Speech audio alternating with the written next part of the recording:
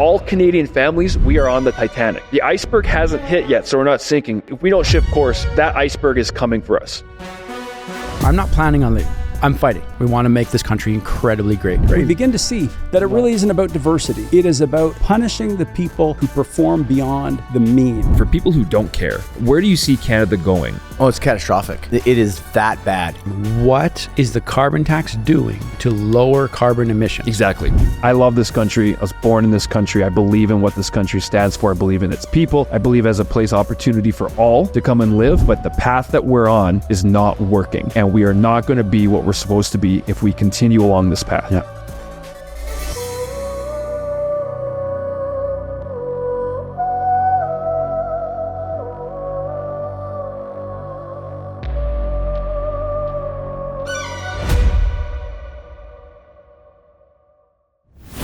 Okay, welcome to Citizen. Glad you guys joined us. Welcome. Jeremy, how are you? Very good, very cold, but good. I got 2 sweaters on. We're going to get through this. Yeah, we're going to get through it. It's all good. I hope you guys have been well, wherever you guys are at in Canada or outside of Canada. Again, thanks for all your support and hanging out with us. We got a new friend of the show today.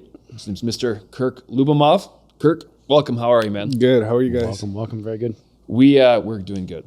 We're doing good. We like it when we get smart people on the show that can tell us what's up. So anyways, guys, we're going to be going into a lot today. We want to talk about Canada, kind of the economic outlook. There's been some progress with the potential tariffs. I want to do a little bit of a dive, Kirk, as we go through it. You did an awesome article on your Substack regarding a little bit the history of tariffs. You read it? I read it. I did, actually. I actually highlighted it and saved it because when I saw it on X, on Twitter. When I saw it on Twitter, I wanted to come back to it. So I did come back to it. So interesting. I want to talk a little bit about that. We'll talk about maybe Mr. Mark Carney. What else, Jerry, we want to get to? There's an airplane that flipped in Toronto, Delta. That was ridiculous. I was watching somebody who was on the plane being interviewed 6 hours after getting off the plane. And, imagine you're on that plane and you get off. I saw a guy's point of view. I'm not sure you saw the video. He's walking and through. he's out of his mind with his filming, he's watching. He's like, I was on that plane. The plane's upside down and flames coming out the engine. That's a crazy thing. So he described the landing. And so there's actual video right now of the landing, and you can maybe, Paul, put it in the bottom of the screen here or something, but it came in pretty hot. I'm not an expert of landing, but it came in pretty hot. And the guy described the landing as it hit so extremely hard. And then all of a sudden, the next thing they know is they're hanging upside down. Did they just break the landing gears? It looks like that's what happened. It looks like it hit hard and then broke, and then it just flipped because there's a side wind, I guess. And then it flipped and rolled and then slid and just caught on fire. Gotcha. And the guy said that in a moment, there was no time to even scream, he said. They were just hanging upside down like bats, he said, from their seats. So does that make you want to cancel your future flights? Not at all. No, it doesn't. Not for me either. No. I'm still going to Florida next month, so I'm going to go enjoy. That's crazy, right? So, Kirk, just a little bit about yourself. Maybe let our audience know who you are, what you do. Actually, before you do that, I'm going to vouch for you because I've been following you on X for a while. I've really appreciated your comments and your thoughts when it comes to the politics in Canada. I should say, not the politics, the issues in Canada. I know that you're in finance, you're in tech, kind of at the intersection of both of those worlds. So you really get to connect and meet probably a lot of interesting people, up-and-coming companies. You've also had some work you've done in advisor roles when it comes to political parties, et cetera. So anyways, maybe tell us a little bit about you, just so our audience gets to know why they're listening to you today. Well, you guys brought me in. That's why. I came in for a coffee. No. Yeah, exactly. So as you said, I work in the intersection of essentially economics, finance, and policy with outlook on tech. The emphasis is the tech industry and how the evolution aspect looks like for society, for policy, how policy impacts it, and where to invest capital, and how that looks like more into longer term than short term. Cool. Yeah. Awesome. Wow. You guys should follow Kirk on X. If you're on X, go follow. Information's on the screen. Check out his thing. First question. We're going to start with a positive question. What makes you optimistic about Canada? Oh, I just think the opportunities we have here for a better life. Yeah. From economic perspective, we have everything in this country we can ever ask for from a resources point of view, right? We just have to rethink how that works for us and actually get it to work for us, right? We can be taxed less. We can have way better, services as a country. Our population size, I think, is an advantage compared to the economic opportunity that we have in this country. Interesting. So, The ability, you mean by the ability to like pivot and change and change how we provide for people, right? And just the amount of productivity we can generate from what we have, including in resources for our people, like our, from tax generation and all that stuff is just so opportune to give us like such an incredible life that, I just really hope someone is brave enough to jump on it and take us there. Interesting, man. Something I always do is if I'm looking at a problem or situation, I have this theory called wave a wand. If you could wave a wand, what would you do? And what I mean by that is like magic. Like if you just could figure out whatever it is you could do and you just could do it, what would you do? I would love to ask you that question, is if you could wave a wand and you had the power to do something, to change something in Canada, what would you do? Yeah, it's it's a lot of little things, right? So what happened the last really 5-10 years is we moved towards public sector driven economy, right? Yeah.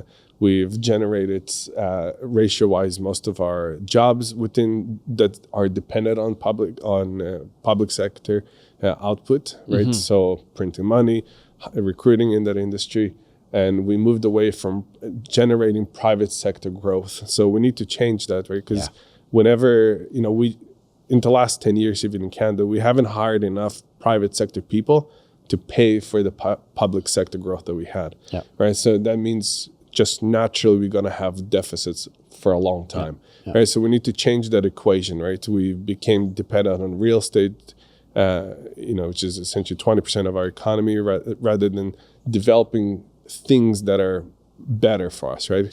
So essentially we start depending a lot of our future on credit, right? Real estate is credit, public sector is credit, right? So we need to start getting innovation and productivity out of our private sector to pay for essentially our future, right? When you say real estate's credit, just so people understand, because real estate isn't producing new wealth. No. You're taking out a value that's increased, and you're withdrawing money based on that value. So that's why it's credit. It's not actual wealth production for countries. Exactly, right? And it's not producing anything again, right? It's just you're just hoping that someone else is willing to pay something. Sees the value. Exactly. And then a bank will lend you money against it, right? So it doesn't really grow the pie the same way, if that makes sense. Yeah. So we need to return back to getting the private sector innovation, shrink the public sector so we can be sustainable, because we actually have a lot of good things in our, the thing is Canada went so far to one side. If we just correct a few things coming back, that we can have a whole different trajectory for our future, which could be so fruitful for Canadians. Wow. So I'm quite excited about that. That's one of the clearest ways that I've actually heard it. It's quite refreshing. Well, that's why you're a friend of the show now, officially, because we are optimistic about Canada. We love Canada as well. We think it was just a matter of getting those, as you said, those little changes back. And you said something interesting there. We've gone so far to one side. And we don't think the solution is now we have to go to the complete opposite side, right? It's about coming back to that center ground of being reasonable, right? Yeah. There's a healthy mix that we can have, which the prosperity for Canada can absolutely rise when you find that equilibrium. Yeah, 100%. Yeah. Okay. That's awesome to start there. I had a really good question. I just dropped it, man. I just want to find out, what are your thoughts? Do you think we're going to remain Canada or become a 51st state? What do you think? We're going to remain Canada. Yeah? Yeah. I don't know if we're going to remain Canada as Canada if we don't break apart. But yeah. What do you think the chances are of Canada becoming multiple countries? You got a rise in Quebec again. That's obviously never left the sentiment of wanting to become their own, but you're seeing a party now that's actually gaining more traction. Yeah. That's the Separatist Party, and that's becoming popularized again. Obviously, could Quebec even support itself? Ask the man. What are your thoughts on that? Well, they have huge amounts of debt. Yeah. Right? They have big taxes, a lot of red tape. So even with that, they still have a lot of issues financially, right? So that's why they get $13 billion in equalization essentially, right? Yeah. So, it makes sense for Quebec to be their own country. They have their own culture that they really want to protect, right? You can't blame them, right? I'm all for it. And I think them being their own country will help them strengthen and realize, okay, we need to actually develop stuff here, rather than Backs against the wall, we got to do something. Yeah. So it'll be good. So they could be even perhaps a better partner to the rest of Canada in the future. But it's, if they want it, this is a really strong opportunity for Canada to say, okay, vote yourself out if you can. Let's just give it to them, right? And if they say no, if they vote against it, then we need to start talking about a different relationship where you give back as well, not just expect the whole country to revolve around you, right? You had your chance, you either take it or you blew it, and you start becoming a partner to Canada. Yeah, I remembered my question. You grew up in Russia. You said Siberia. You've spent time in the Middle East, in Europe, and you've been in Canada for a couple decades now. Yeah. A question I've been kicking myself, and it has to do with loyalty to country, is this idea of Canada becoming a 51st state. We've been playing around with that idea. We're Canadian at heart.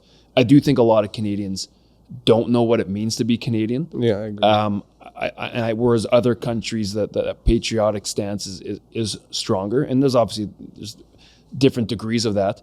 So you have lived and been a part of multiple countries and cultures. At what point for you does loyalty to country succumb to the economics of actually living a good life? So that you tracking where I'm going? Because for me, it's like I want to remain as Canada, but I've been trying to, and I'm not for becoming a 51st state. I think I'm like you. We're like you. Canada's got the opportunity, but I started playing my mind. Okay, let's play the movie out. If Canada gets to what point, then at what point do I start advocating? Okay, my family doesn't have a future. Before you answer that question, though, like what does it mean to be Canadian? You know what I mean? Like, this is the thing. Like, I do love this country. I love the people. I love generally we seem to have a really big heart, and that seems to be noticed around the world. Typically, people say they put on Canadian flags when they travel because they get treated better, because it has a better rep worldwide for how we are as people. But I don't know. What else does it mean? You know what I mean? When you're, but I'm serious though, like actually exploring, if you were to put anyone on the spot right now, I don't know if they would be able to articulate much. Okay, well, if you asked Prime Minister Justin Trudeau on CNN, he would say, well, it means, we're not American. Yeah. That's how he defined it. That's a horrible way to define anything. It's awful, yeah. And that's our Prime Minister saying that. Yeah. That's a horrible way to define anything. If I was to ask you, what does it mean to be American?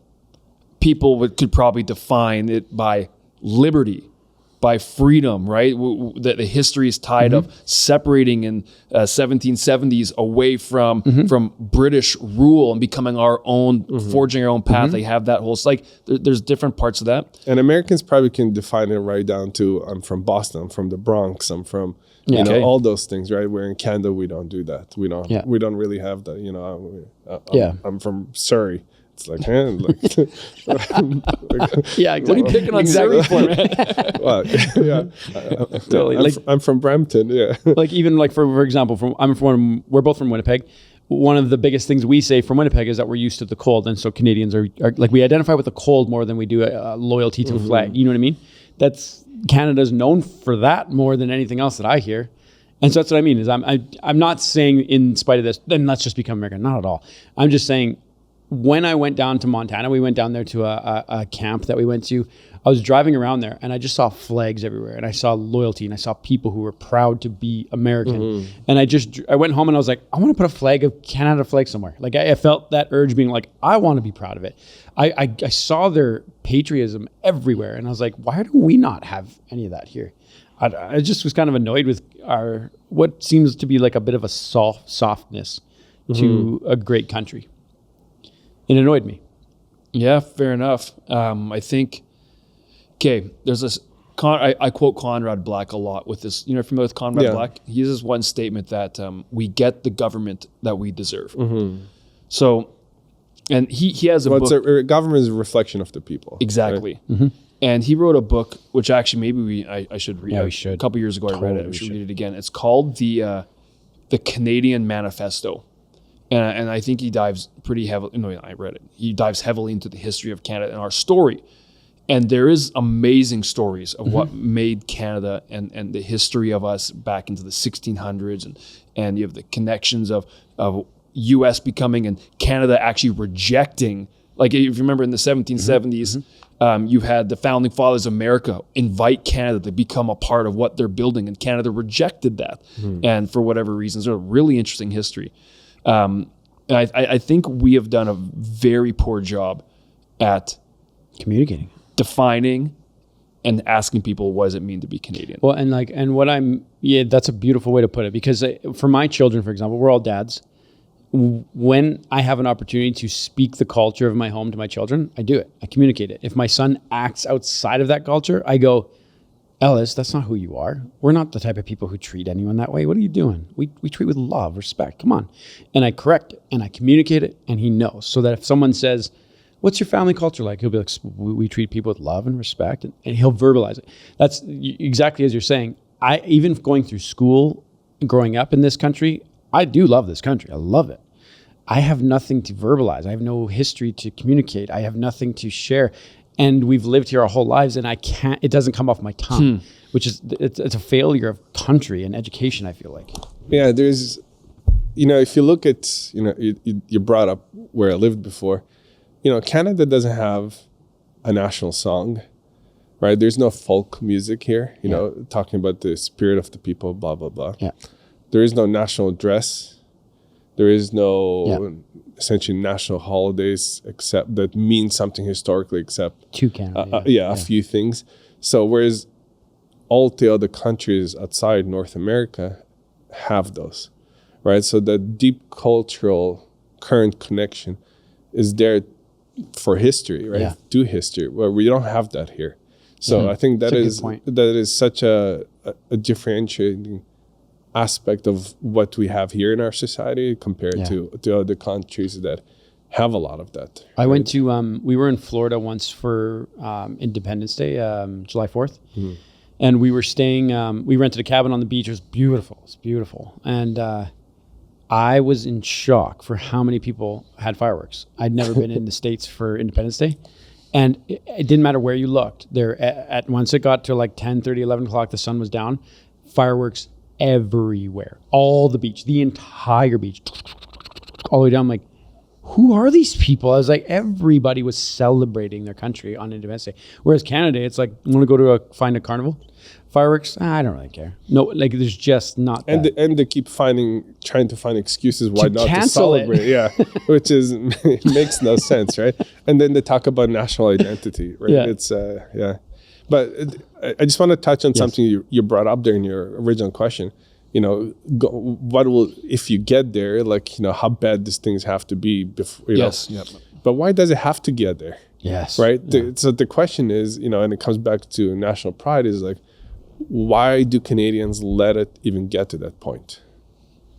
Right? How do we tackle that problem within our culture that we don't just let politicians in our country fail? Right? Why don't people rise up? Right? Yeah, I think I have an answer for that. Are you familiar with Gad Saad? Yeah. He had him on a while ago. He has a book, Parasitic Mind. And I do think that a lot of Canadians have this mind virus that's defined by comfort. And I think that, and we had Martin Peltier. Do you know him? He's a Calgary guy. He's a chief investment officer for Wellington Altus. Oh, yeah. And smart dude. And we asked him, what advice would you give yourself or your kids in this day and age? And he said, take risk. Yeah. Like free market, put yourself out there, take the risk and try to innovate. Like, don't be afraid. It's helpful if you have something you can fall back on. But I think a lot of Canadians, and you're talking about the bureaucracy, our leading growth sector in terms of jobs has been the government in Canada. And I think we become dependent on the fact that we'll just be okay because you get the money, and all that kind of stuff. So I wonder if I think that's the answer. as to why Canadians might let it get there, because we've just essentially, I think a lot of us have become passive in the sense of, someone else will do it, or I'm comfortable with where I'm at, or someone hand me. So let me ask you a follow-up on that. Yeah. Do you think those type of Canadians will elect someone that will push for the opposite? No. So how do we change things? Well, what we're doing right now. Well, at least Jared and I asked that question lots. Yeah. What can we do? Like, and I hate the tip. This is important, but I hate the typical answer of just go vote. Because my wife's been pushing back. She's like, well, what do I do when I can't vote? Like, it's 5 years between voting or 3 years or whatever. I'm like, that's a great question. But it comes down to, I think, the dinner table conversation. How do you shift the conversation en masse where you have Canadians now weighing good ideas and bad ideas? And a lot of things like tribalism's become a part of it. People just defend blindly. People love reading headlines and don't like you can tell when you write, you go deep on issues and you have understanding.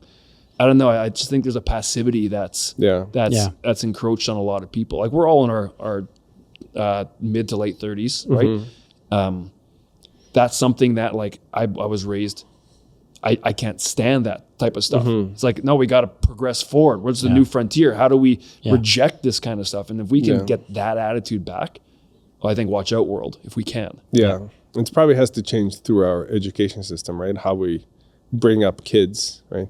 Because they spend 100%. 8 hours a day in that environment, right? Sometimes more with in the environment than they do at home with parenting. So I think that whole trajectory need to be moved over in our education system to begin with. Well, and back to the, like, so 34 years ago, I think if I did the math, you fled communism with your family. And so what was it like, like in the conversation you've had maybe with your parents and stuff, in their perspective on living in communism? That's obviously, in our opinion, or in mine at least, those are horrible ideas that were drawn out and lived in for very, very long periods of time. And so it can get that bad. And so what's your perspective on viewing it from their angle now of being liberated from it? Yeah, it's an interesting question because liberated is maybe it's the wrong word. It's a good word, but it has a big definition, right? Yeah. So what my grandma on one side stayed there, and one of her last messages to me before she passed away, she left me a message on WhatsApp, is saying how she's glad to see that our family has left that environment, that now you don't have to worry about what the government will put you through, or and how free you can be to choose your own future, essentially, right? And now, but we're moving towards, especially we saw during COVID and all this, we're almost moving back towards government control, especially here in Canada, right? A lot more emphasis on government involvement in our day-to-day life. Yeah. So it's so the question is, how much liberty you have at what, right?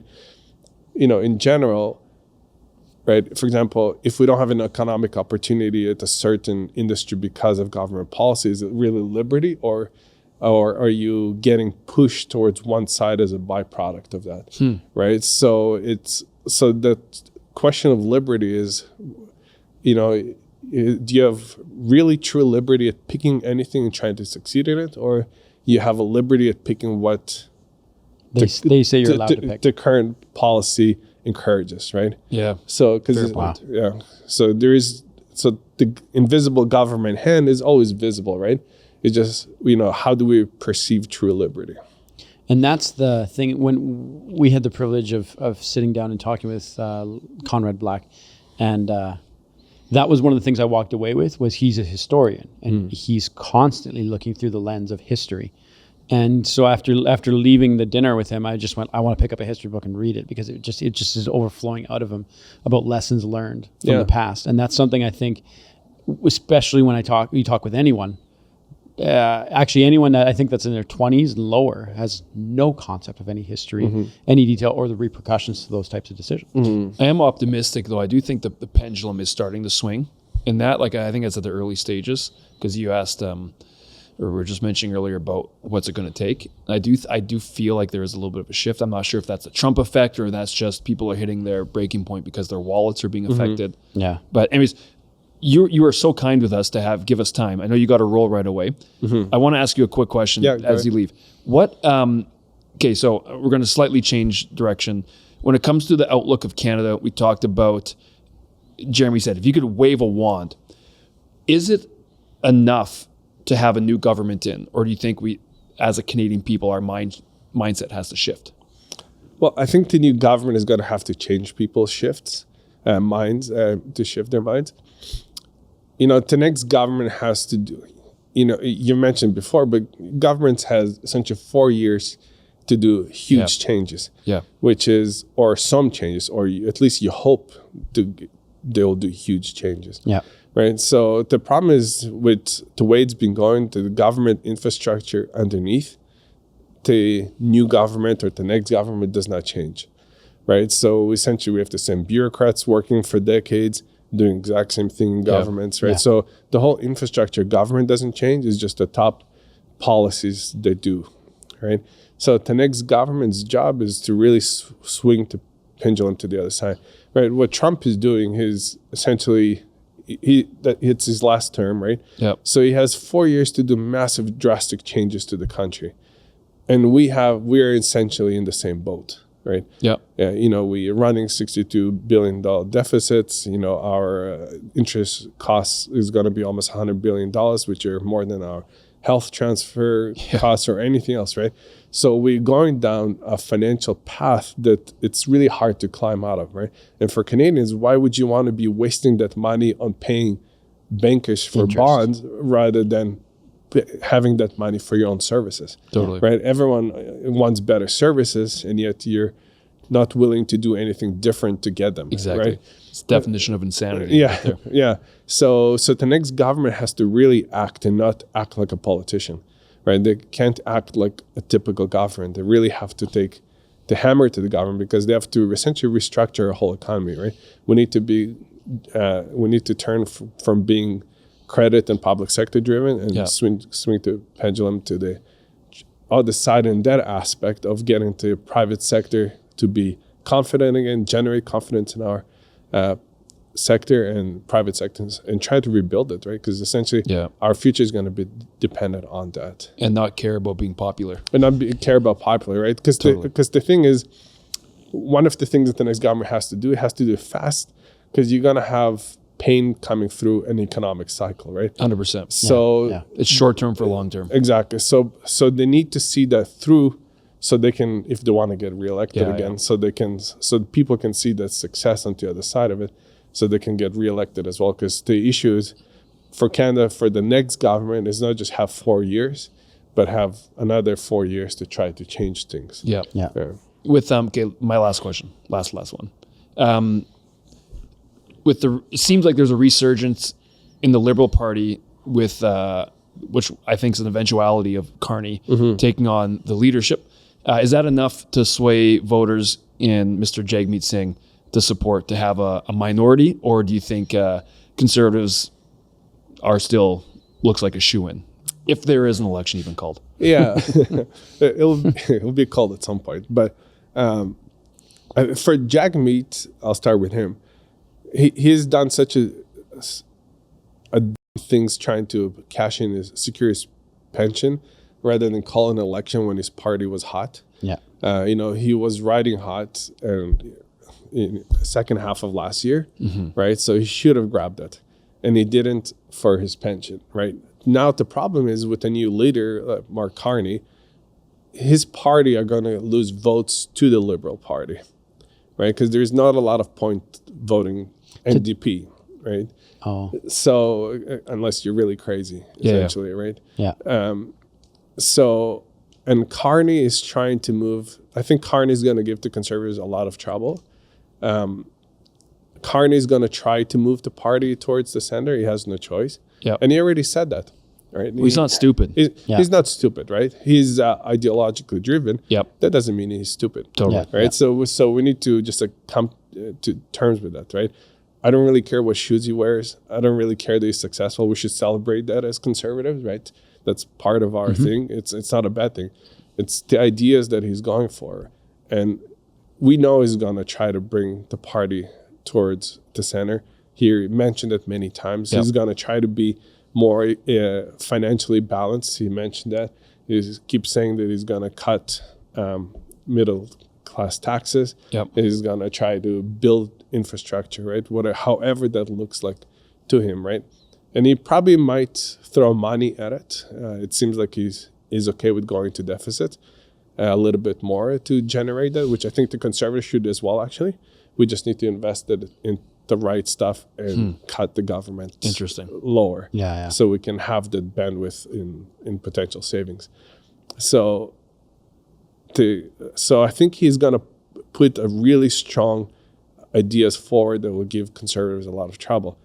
I just think the Conservatives need to beat him to the punch in being a leader in ideas. Because right now they're essentially playing off the back foot, trying not to upset anyone, right? And, afraid that CBC is going to write something hurtful for them, which they should move on past that and start being the champion of ideas and hope for the country, right? Trump won, not because he gave two hoots of what CNN wrote. He won because he gave so much hope to people. Totally. Right? He gave people a hope to own a home, get a job, get a better paying job. Exactly. Right? We don't do that in Canada. Right? So the Conservatives need to start championing that message of, you're gonna have a better future here. He was like a William Wallace figure, giving hope to in the face of opposition. But anything else, Jared? No, I think that's such a powerful point to end on. Giving hope to an optimistic future. That's exactly what we need in this nation. Thank you, sir, for joining us. My pleasure. So appreciate you guys. Thank you guys all for hanging out with us. You know what to do with all the social media stuff. Everyone asks you to like it, but don't stop liking other people's channels, just like our channel. And unsubscribe from everyone. Just subscribe to us. We'll see you guys next time. Show goes on.